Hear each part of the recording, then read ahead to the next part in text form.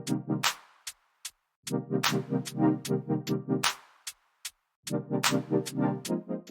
going on, everybody, and welcome to the Other Side of the Firewall podcast. We're talking about the latest and greatest of cybersecurity news, as well as we highlight those movers and shakers and glass ceiling breakers, those people of color who've made it to the other side of the proverbial firewall. My name is Ryan Williams, and as always, I'm joined by Shannon Tynes. What's up? What's up? Chris Abacon. What's going on, everybody? And Daniel Acevedo. How's it going, guys? There it is. Full house. So hit up all the websites that go by our name. Check out all of our content. So Monday, Tuesday are our topics. Wednesday, discussion. Thursday, Ask a CISSP. So that last one was with Shauna Weatherly. Really good conversation. So she is the founder of Fed Sub K. She brings over 30 years of federal acquisition and contracting experience, and she breaks down how small businesses can benefit from her free and paid services to break into the federal sector. So really good conversation, especially for those who are seeking to start up a small business of their own. And then Friday's everything else. So movies, books, games, all that good stuff. So that's what this is. So how's your week, Shannon? What'd you get into? Not much. Did play some of that Madden, man. I'm not feeling it like I have in years past. I haven't had enough time to really get into it, but I'm going to get into it probably at some point this week or whatever. College football started up like the major week, so I watched a little bit of that. I watched the Thursday game, and then I watched a little bit yesterday when I came back. Took the family to the fair yesterday, so we had some fun, smelling animals and eating fair food. You know what I mean? That's why I'm drinking so much water today. If you go back and look at all the episodes, I'm taking in all this water because I took in all this salt I wasn't supposed to. You know what I mean? My body's like, hey man, go ahead and hydrate. But watch this show. My wife and I started watching this show called Extreme Love. It's weird, right? So it's kind of like Taboo, where people are doing like crazy stuff, but it's like weird loves that people have, right? Like people that are in love with their cars and stuff like that. And it's just that we look at each other sometimes and we're just like, I like to think I'm tolerant. I do. I like to think I'm very tolerant of what other people will do. But there is some stuff I'm just like, come on. Like, and because it's on TV, I think to myself, like, is this reality TV where you have like a producer that's like, all right, this is what you're going to say this time, and this is what you do? Because some of the stuff is just so out there. I'm like, these people aren't real, right? That was pretty much. Give me an example. Give me one. You gotta give us something.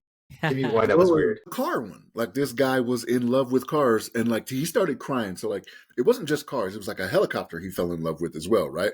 So he was in love with this helicopter. He has a picture. Like actual love? Like yes, like love. Like he's having relations. He's having relations with cars and this helicopter. And so there was this helicopter that went down in an accident. And as the guy's talking about it, he starts crying. Like he's so emotionally invested in this helicopter, like an actual, like carries people, passenger helicopter. Like his picture, he has a picture in black and white. So maybe it's not pornography; it's in black and white, right? Of him kissing it, him kissing it on the front of the helicopter, and he starts crying. He talks about how it went down, it was destroyed, and I'm just like, this doesn't seem real, man. It just doesn't seem real. They're taking advantage of people with like mental issues. That's what I'm starting to think. Yeah, like as I see some of them, I'm like, this doesn't seem right. Like, and the other stuff is like, I mean, we call them thruples now, right? Like, so there was one guy, he's into feederism. So he had two girlfriends that were on the large side and he wants them bigger. So like he's feeding them food and whatnot, not forcefully or anything along those lines, and then he adds in a third, you know what I mean? And it's just like, okay, I don't know what's going on here, but it's whatever. Man. I'm sorry, guys. I'm sorry for our listeners. Yeah. Thanks, Daniel. Extreme Love was the name of it. It only got 2 seasons. Like, I just come across stuff, and it was like 2018, 19 or something like that when the show was on. I never saw it before because I'm not a real reality TV watcher, but yeah, it was something else, man. But yeah, that's pretty much it for me. Like that weird stuff like that that my wife and I couldn't understand. But Daniel, let's go to you, man. How about you? How was your week, man? It was good. We're trying to stay dry. There was a hurricane, typhoon, my apologies, that came straight through from the south all the way up to the north, Japan. So pretty much just rain for like last 4 or 5 days. But in between that, yeah, I just, I literally just took all the content and used ChatGPT as much as I could for like troubleshooting at work, for like writing my like daily summaries of what I'm doing. I wrote an episode. I did a blog post for the podcast for the Friday episode about my car, really short one, so it'll fit nicely on LinkedIn, and then that just got me into it. So I'm finishing up another blog post. I think I'm actually going to start a blog and start writing more because I really enjoyed it. It makes editing so easy, and it helps like refine your thoughts a little bit better because you can just kind of throw a paragraph at it with kind of the intent of what you wanted to say. It could give it back to you as in Chat GPT language, and then you can make tweaks to make it sound the way you would really want to write it. And then you just kind of do that back and forth, and it'll cut down the process of like creative thinking or just writing in general by like more than half. So now I'm like, man, I'm knocking these things out, and I've always kind of wanted to write books or write an anime or just write stuff. My dad used to write. He did like plays. He had these old like old school, I think written or like typewritten because my dad was hella old. So I think maybe it just runs in my blood, and now ChatGPT is allowing me to be more creative. So the good side of AI. So yeah, I think I might actually start a blog here, just trying to figure out the medium. I don't know about medium, but like the forum to put it on social media wise, and kind of just get my feet wet. But yeah, I did that, and Black Myth Wukong. Wukong? Yeah, let's go. Is it? I've enjoyed it so far. I've only played it a little bit, but it's really, really, really good. Awesome. And then some of my gaming buddies talked me into downloading the Call of Duty Call of Duty 6 like beta, and it's actually I thought it was like more Call of Duty, but they changed some of the moving mechanics in it, and it just seems smoother, and I've been enjoying it more than I thought I would. So that's been fun as well, and a little bit more Tokyo Vice. We're almost finished with the second season. It's definitely good. It was a little slow in the beginning of it, but now it's picking up, and it's 2 episodes left, so I'm kind of like really invested. Let me see what else. I think that kind of rounds it out. I'm pretty sure I've watched some other stuff, but nothing that really pops in my mind. What about you, Chris? What you get into this week? Pretty light week. So we actually started rewatching the original Game of Thrones right this week, and we're 6 episodes in, and honestly, this is my first rewatch, and it's man, I forgot how good those first few seasons of Game of Thrones were, and this is awesome. It's just reliving some of the trauma, I guess. Again. But again, just first 6 episodes in, so it's been a good ride.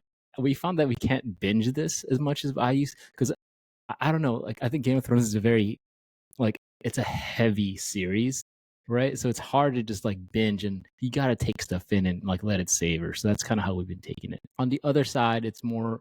I've been watching more sports lately, specifically because we're coming up into the football season.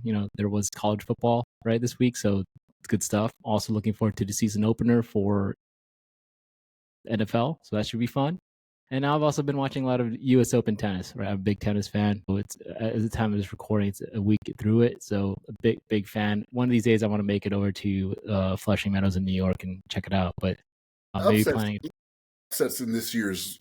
Yeah, right. absolutely. I've been seeing that on there. Like the two and 3 are already out, right? Exactly. Already knocked out. Yeah. So yeah, that's a lot of fun.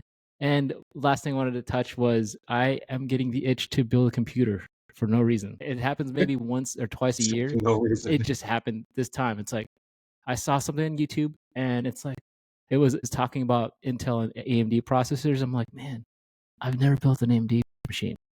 Maybe I should do that. Next thing you know, it cascaded into me wanting to spend $4,000 on something I probably won't use. So let me ask you something, Chris. So do you do it for your own benefit, or do you do it to build it, use it a little bit, and then sell it? Because I know some people will do it. It would be for me, and it's also like the pride of building a computer. I think it's just really cool, and there's so many cool new cases out there. I'm thinking about building like a mini or a mini ITX case that's like this big that you can like take with you. I think those small case form factors are so cool. I would like to pack as much power as possible into that little form factor. And I think it's pretty cool. I actually, I remember when I was in, my cousins used to build computers from these old, huge, like compact cases, right? You guys remember the compact company, right? And I was like, man, and since then I've always just been, I always thought but building computers is awesome. So yeah, that was my week. What about you, Ryan? So not much going on, actually, just a lot of work. Because doing the RAM cyber thing, right, on off duty, and then having a 9 to 5. So I apologize to everybody. That Friday episode has not gone on yet. So Monday through Thursday came out, but Friday has not come out yet. And it's just a matter of me getting the time to push it out. But obviously it's going to be on a Sunday or Monday, which is not typical of my cadence, right? We've been pretty consistent for 4 years. I'm gonna have to figure out, like, first need people to sponsor, get some ads going. So because I have to pay somebody to do this. I just don't have the time. It's very time consuming. Even with AI assistance, I'm able to do more, but I just keep adding to my plate, right? Like now it feels like this should be somebody's side hustle. Like publish my stuff for me is the going to be the goal moving forward. So I'm gonna get that Friday episode out, so you'll hear it before you hear this. But that is my late end 2024 goal, is to be more get back to being more consistent. But I'm going to have to outsource it to somebody. I'm going to find like a cousin or something, like a young cousin. Like, hey, what you doing on the weekends? I'm gonna give you my content for you to publish. I do everything. I just need you to make sure it goes out on time and what have you. But aside from that, I played a little bit of the beta. I said I was gonna play the beta all weekend. I literally only put an hour in so far. And not out of frustration, like I was expecting to suck at it. So like literally I played 2 rounds. It was spawn and die, spawn and die, spawn and get a kill, spawn and die. So my KDR, kill to death ratio, is terrible right now. But I do It plan on seems faster. It seems like super. Like most Call of Duties are fast. The multiplayer. This one is like they put it on crack and then they drank like 4 monsters. It is like super fast. And the So You're maps, playing that on all the PC, maps are right, really. Daniel? No, I'm playing on the Xbox. That's where I Xbox. got all my like multiplayer friends. But the maps are smaller too, so it Yeah. is like lightning fast. It is ridiculous. It's like whoever sees first. And I want to say that whoever sees first dies, but I was getting killed. I would see the person first, and they still kill me. I'm like, yo. Um, but it is, again, I'm getting old. My reflexes are much slower. I was never really good at Call of Duty to begin with, Yeah, me and too. the I last one I suck. played was Ghosts. So that was years ago. Everybody hated Ghosts, and that was my last Call of Duty. But I do plan on playing this one because it's going to be in Game Pass. So basically, it's free to me, right? So I should jump into it. And then not a lot of media consumed. I said I was going to go see the Alien movie this weekend during a long weekend, and I just don't have time for it. But we are going to Busch Gardens, so that'll be fun for the kids. Get them out, hop on some roller coasters and things of that nature. But that's pretty much it for me. The unofficial end of summer, right? Like it's Labor Day weekend, so let's go Yep. get another one in. Mm-hmm. Not for us here in Florida. It's still hot AF. Yes. Yes. That's why we're going right after we get done filming, to try to beat some of that summer heat. Yep. But yeah, that's pretty much it for me. Again, trying to be more consistent, trying to do a little bit more through the new LLC, and then try to squeeze some game time in. That'll be the goal for the rest of this weekend, at least another hour before the weekend's out, right? So I'll probably see you on there, or maybe I won't, Daniel, because we're 13 hours apart. I remember we conversed, and then I was doing work or something else, and then you came back on and it was like, good morning. And I was just like, it's the same day. So it's wild, time zone differences. But, we'll see what the future holds. I got a couple collaborations coming up, so we'll see how, based upon our locations, how we can squeeze into some of the podcast friends podcasts. So we'll do some collaborations before the end of the year and look forward to that. But hit up all the websites that go by our name. Hit me up at RY Security Guy. That's RYRY Security Guy, pretty much on all the platforms. And where can they find you, Chris? You can find me on LinkedIn under Chris Abacon, last name spelled A Bacon. And you, Daniel? On LinkedIn under my name, Daniel Acevedo, and maybe a future blog somewhere soon. TBD. Yeah. There is. But yeah, definitely check out the content he did share. I'll make sure I put it on the page, so you'll see that as well, the content. But yeah, everybody enjoy the end of your summer, beginning of your fall, and just do something. Like, regardless if it's something by yourself or with somebody else, just carve out some time, because it's about to get real busy with the holidays. So stay safe, stay secure.